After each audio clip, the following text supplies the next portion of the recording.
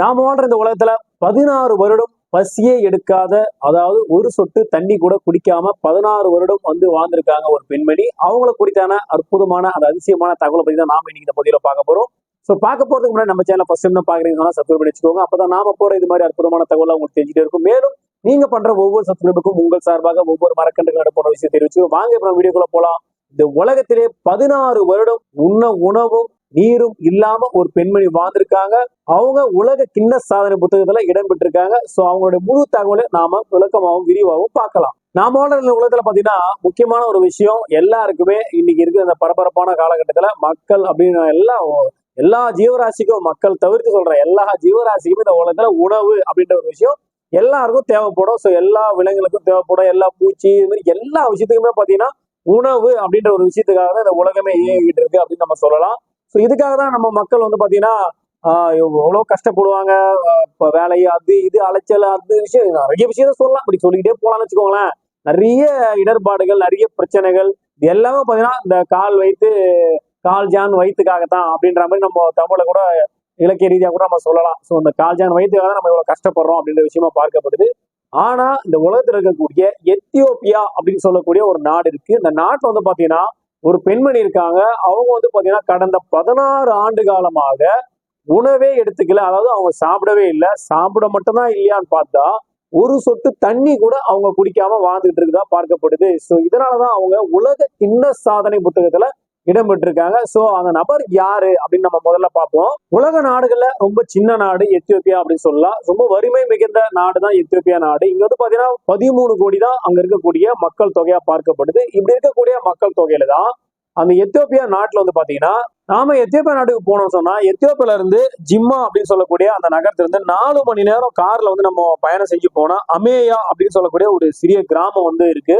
அந்த அமேயா அப்படின்ற கிராமத்துல தான் இந்த பெண்மணி இருக்காங்க. அந்த பெண்மணியோட பேர் என்னன்னு கேட்டீங்கன்னா முழு ஒர்க் அம்பாவ் அப்படின்னு சொல்றாங்க. இந்த பெண்ணோட பேர் தான் முழு ஒர்க் அம்பாவ். இவங்க இவங்களுடைய பள்ளி பருவ காலத்துல, அதாவது 10 வயதா இருக்கும் போது இவங்க ஒரு வேளை காலை உணவு, அதாவது அது வரைக்கும் 10 வயசு வரைக்கும் சாப்பிட்டுதான் இருந்திருக்காங்க. அங்க ரொம்ப வறுமை நிமித்தமா உணவு கொஞ்சம் தட்டுப்பாடாதான் இருக்கும். ஆனா சின்ன குழந்தைலாம் கண்டிப்பா சாப்பிட்டுதான் இருந்திருப்பாங்க. 10வது வயசு இருக்கும்போது, அதாவது இவங்க கடைசியா சாப்பிட்ட அந்த அந்த இடத்த மட்டும் தான் குறிப்பிடுறாங்க. 10 வயது இருக்கும்போது பள்ளிக்கு செல்லும் போது காலை உணவு மட்டும் வீட்டுல சாப்பிட்டு இவங்க போயிருக்காங்க.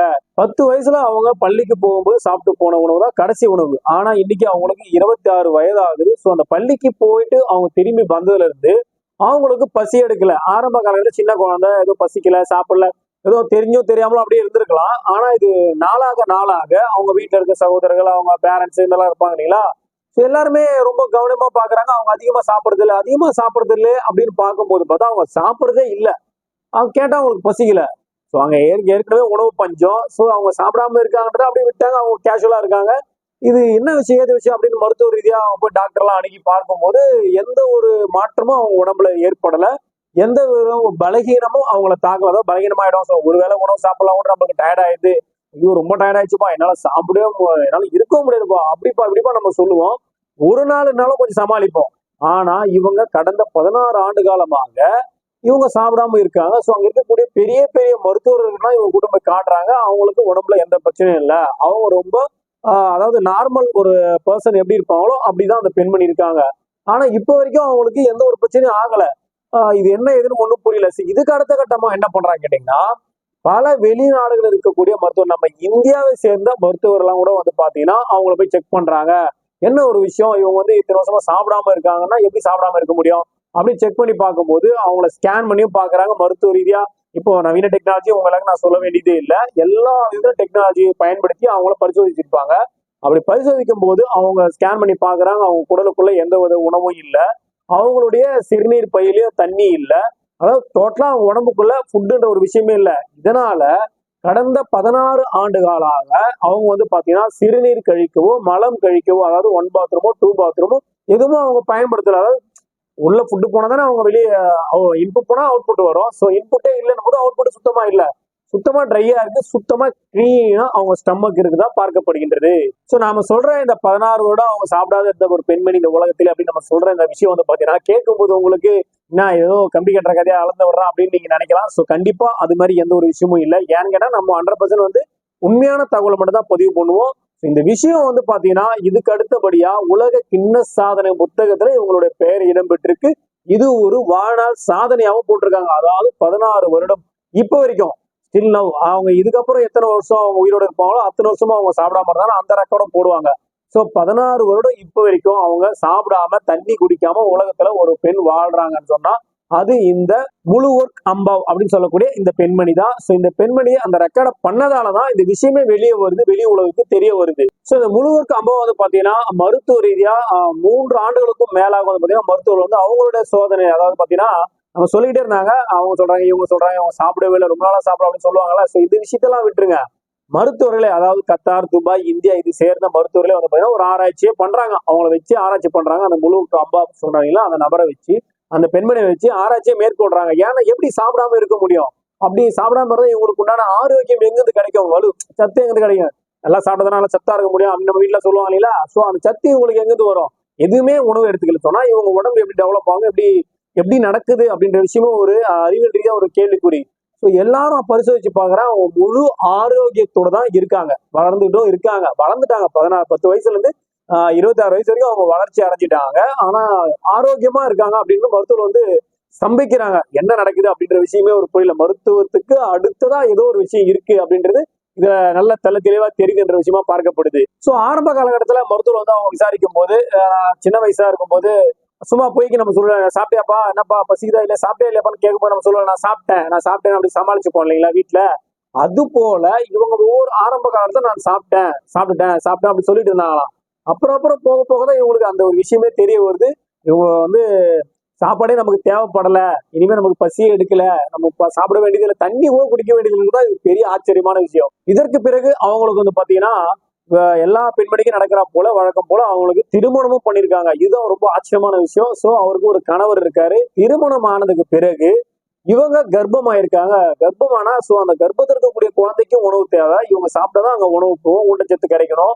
என்ன பண்றது? ஆனா இவங்களுக்கு பசி எடுக்கல, இவங்க சாப்பிடவே இல்லை. சோ அதுக்கு பிறகு என்ன பண்ணுங்க மருத்துவர்கள் கர்ப்பத்தில் இருக்கக்கூடிய அந்த குழந்தைக்கு குளுக்கோஸ் சொல்லுவாங்களா, சோ அதன் மூலியமா அந்த குழந்தைய வந்து வளர்த்திருக்காங்க. சோ ஆரோக்கியமான குழந்தைய பெற்றெடுத்திருக்காங்க. இது ஒரு பெரிய பிளஸ் பாயிண்ட். உணவே இல்லாம ஒரு குழந்தையும் வந்து பெற்றெடுத்துக்க, அந்த குழந்தையும் ரொம்ப ஆரோக்கியத்தோட இருக்குதா பார்க்கப்படுகின்றது. ஆனா அவங்க பெற்றெடுக்கக்கூடிய அந்த குழந்தைங்க வந்து பாத்தீங்கன்னா இவங்களால தாய்ப்பால் கொடுக்க முடியல. ஏன்னு கேட்டீங்கன்னா இவங்களுக்கு தாய்ப்பால் இல்ல. சோ அதுவும் வந்து பாத்தீங்கன்னா மருத்துவ ரீதியா இன்னைக்கு குழந்தை தாய்ப்பால்லாம் அது எப்படி வளர்ப்பாங்க நம்ம எல்லாருக்குமே தெரியும். சோ குழந்தை அந்த பிரச்சனை இல்லை. ஆனா இவங்க கடந்த 16 ஆண்டுகளாக உணவும் இல்ல, தண்ணியும் இல்லாம ஒரு பெரிய சாதனையை வந்து அற்புதத்தை வந்து நிகழ்த்திருக்காங்கன்னு சொல்லலாம். ஒரு பெரிய உலகத்துல இருக்கக்கூடிய அற்புதங்கள் சொல்லுவாங்களா, 8 அதிசயம் அப்படிலாம் சொல்லுவாங்களா, இதுவும் ஒரு பெரிய அதிசயம் தான். உணவே இல்லாம ஒரு பெண்மணி ஆரோக்கியத்தோட இருந்து திருமணமாகி குழந்தைய பெற்றெடுத்திருக்காங்க அப்படின்றது எந்த அளவுக்கு ஆச்சரியமான விஷயம். சோ அந்த ஆர்டிகளை படிக்கும் போது அந்த கிண்ணசாதன புத்தகத்துல அந்த விஷயத்தை தெரிஞ்சுக்கும் போது உண்மை ரொம்ப ஆச்சரியமா இருந்தது. பிரபல யூடியூபர் ட்ரீவ் பின்ஸ்கை அப்படின்னு சொல்லுவாங்க. சோ இந்த யூடியூபருக்கு இந்த தகவல் கிடைச்சிருக்கு. அவரே நேரடியா இந்த நாட்டுக்கு எத்தியோப்பியாவுக்கு போயிருக்காரு. போய் அந்த கிராமத்துக்கும் போய் அந்த பெண்மணி நேர்ல பார்த்து சந்திச்சு அவரே பேட்டி எடுத்திருக்காரு. சோ இந்த விஷயம் வந்து பாத்தீங்கன்னா சமூக வலைத்தளங்களும் இருக்கு. நீங்க தேடி பார்க்கணும்னு வச்சா இது ஃபேக்கா இருக்குமோ அப்படின்னு நீங்க சந்தேகப்பட்டா கண்டிப்பா சமூக வலைதளத்துல போயிட்டு அவரோட யூடியூப் கூட நீங்க போய் பார்க்கலாம். அவரோட யூடியூப்ல இதை பதிவு பண்ணிருக்காரு. சோ இதுல ஆச்சரியமான விஷயம் கேட்டீங்கன்னா எல்லா சுகாதார வல்லுநர்களும் எல்லா நாட்டை சேர்ந்தவங்களும் அவங்கள வந்து சோதனை பண்றாங்க. ஆனா யாராலையுமே இதுக்கு ஒரு விளக்கத்தை கொடுக்க முடியல அப்படின்றத ஒரு கேள்விக்குறியான விஷயமா இருக்கு. இப்ப வரைக்கும் அவங்க மருத்துவ பரிசோதனைகள் இருக்காங்க, அவங்கள பரிசோதித்து தான் இருக்காங்க. அவங்க இப்ப வரைக்கும் உணவு எடுத்துக்காம ஆரோக்கியமா வாழ்ந்துட்டு தான் இருக்காங்க. கண்டிப்பா இந்த பதிவை வந்து நம்ம அந்த ஆர்டிக்கலை படிக்கும் போதே வந்து ரொம்ப ஆச்சரியமா இருந்தது. இந்த ஆச்சரியமான அதிசயமான விஷயத்த உங்களுக்கு சொல்லணுன்றதுக்கான பதிவை நாங்க மேக் பண்ணோம். கண்டிப்பா இந்த ஆச்சரியமான அற்புதமான தகவல் உங்க ஃப்ரெண்ட்ஸ் அண்ட் ஃபேமிலிக்கு தேவைப்படுச்சுன்னா அவங்களுக்கு ஷேர் பண்ணிவிடுங்க. சோ இந்த பதிவு உங்களுக்கு ரொம்ப பிடிச்சது அப்படின்னு நம்ம லைக் பட்டனை பிரஸ் பண்ணுங்க. ஃபர்ஸ்ட் டைம் தான் நம்ம சேனல் நீங்க பாக்குறீங்க சொன்னா சப்ஸ்கிரைப் வச்சுக்கோங்க. அப்பதான் நாம போற இது மாதிரி அற்புதமான தகவல் உங்களுக்கு தெரிஞ்சுட்டு இருக்கும். அதை பார்த்து நீங்க பயன்பெற முடியும். மீண்டும் ஒரு நல்ல பதிவோடும் இது போன்ற ஆச்சரியமான அற்புதமான தகவலோடும் உங்களை சந்திக்கிறேன். நன்றி, வணக்கம்.